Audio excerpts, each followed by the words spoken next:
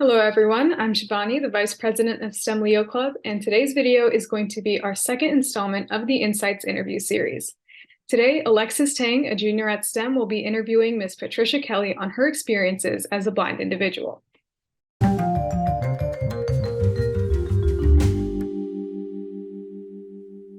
My first question is, in general, do you think that there are any questions that a person should not ask a blind individual or visually impaired? I think some questions depend on, how well you know the person. Yeah. I don't know. There's some intimate questions that maybe you wouldn't want to ask somebody you don't know. That's true. But, I think in a sharing, depending on the relationship, in a sharing relationship, there probably aren't any. As long as you realize that, people are going to, return the favor. They're going to, ask you questions too. Yep. Another question we have is, what type of assistive technology do you rely on the most? Probably my iPhone. Is there like a certain app or feature that you rely on the most? Well, on I iPhone? rely on the iOS part of it, the voice part of it. Okay. Do you enjoy reading, and if you do, are books in Braille accessible for you? There's not a lot of books in Braille that are accessible. I just had this conversation with a diabetes educator. There are no books in Braille on the subject, either by the Library of Congress in their Braille department or put out by the American Diabetes Association. And so that's a problem for me. I like to read, and there are no books even in a recorded format beyond 2018 on that particular subject. So there's not a lot of books in Braille, and I guess there's not a lot of people that can read Braille. Yeah. What is the sense that you rely on the most? I would probably say hearing and touch, although I use them all in combination. Do you have any service pets that assist you in your everyday activities? And I know you have a dog, too. I did. I used to have a dog. I'm getting my knee operated on, so I don't right now. But yes, I used a dog from Leader Dog for probably close to 50 years. Yeah. Do you have? Different dogs, but yeah. Yeah. Do you live in the city or suburbs? In suburbs. I live out here in Melbourne. No. Would you prefer living in a city if you do not because you don't necessarily need to drive in a city? I wouldn't want to live in. I don't want to live in a city. It's not safe. I'd rather live out here. It's a little safer. Mm-hmm. How do you drive to certain places that are not like a walking distance? Well, obviously I don't drive. I have to use Rover, or I have to use friends or family. It's not something I can do myself. Mm-hmm. Do you think society has evolved in regards to making life more accessible for blind individuals?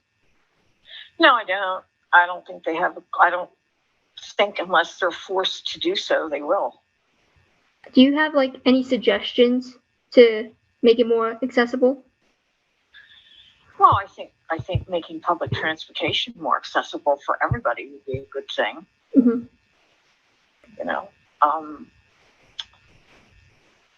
I think having more books available would certainly be a good thing, in Braille. And,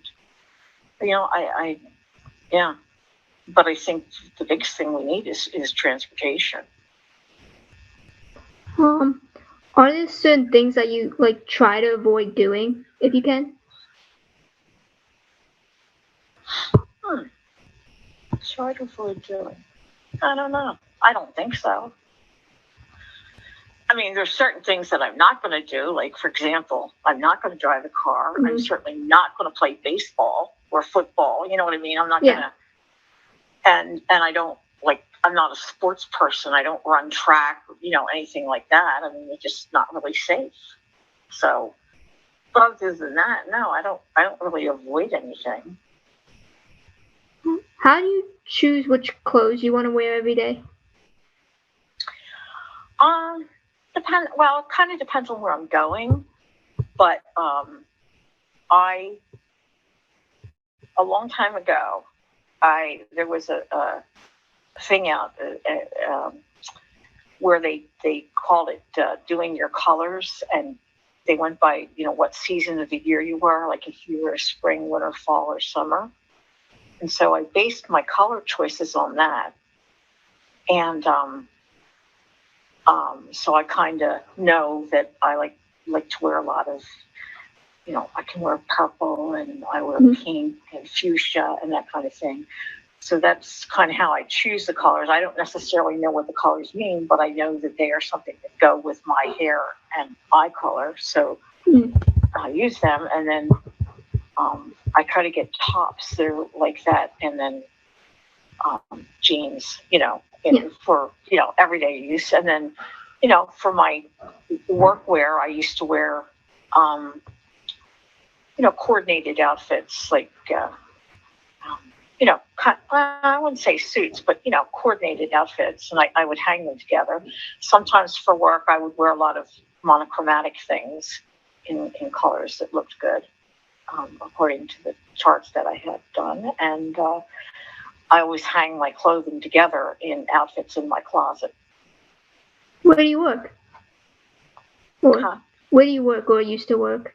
I used to work. Well, I worked for the VA for a number of years, and then I worked for the Association for the Blind for a number of years, and then I worked at Handicrafters for 20 years, and I retired from work in 2018. Do you like retirement so far? So far. That's good. Do you, like, in your house, do you have any safety precautions that prevent you from running into like something sharp? No, but I don't have anything in my house that's sharp to run into. Okay. But no, I don't have any, but if I did, I would. And no, I don't have any gates at the top of stairs or anything like that, no. Okay. Do you feel that you are missing out on any opportunities due to your blindness? I think that I missed out on a lot of career opportunities. There were things I wanted to do that I couldn't do. For example, I always wanted to be a newspaper reporter. But back in the day, they didn't have computers. And, if you made a mistake when you were typing, if you couldn't see, you couldn't really fix it. Yeah. So, things like that. I think, if I had a computer, I might have actually been a lawyer. I know that I wouldn't have been in social work. I went into the field of social work because I knew it was something I could do, and I could earn a living and take care of, support myself. And that was the choice I had to make. I didn't necessarily get to do what I wanted to do. I wanted to be a writer, and I thought that working, as a newspaper reporter would be, a neat job, but that didn't happen for me. Yeah. Do you feel that your condition should be considered a disability? Oh, there's so many, I don't know the answer to that. It is, in a way. I mean, it does prevent you from doing things. And, by not having it considered a disability, there are services that you miss out on that can help you. For example, if blindness wasn't considered a disability, I wouldn't be able to ride paratransit. Yeah. And so you have to think of the practical considerations for that. So yeah, I think for legal issues and practical issues and that sort of thing, blindness is a disability. I think for how you live with it and the choices you make, it doesn't have to be. Okay. if that makes sense. Yes, that does make sense. Do you think your life would be like any easier now if you weren't blind, considering that the skills that you have now? I think my life would be a whole lot easier if I wasn't blind. Absolutely. I know that. You know, I wouldn't have to worry. I wouldn't have to plan ahead, like 3 weeks ahead, to say, okay, I'm going to need dog food. I'm going to need dog food till I get somebody to go pick up the dog food. You know what I mean? I can just get in the store and go get it. Or, you know, if I run out of a gallon of milk, I can run up to Wawa and get it. You know, or I wouldn't have to make my own coffee. I just go to Wawa and buy a cup, or go to Dunkin' Donuts whenever I wanted to. I don't have that freedom. Yeah. This is the last question. Is there anything else you would like to share about your experience as a blind individual?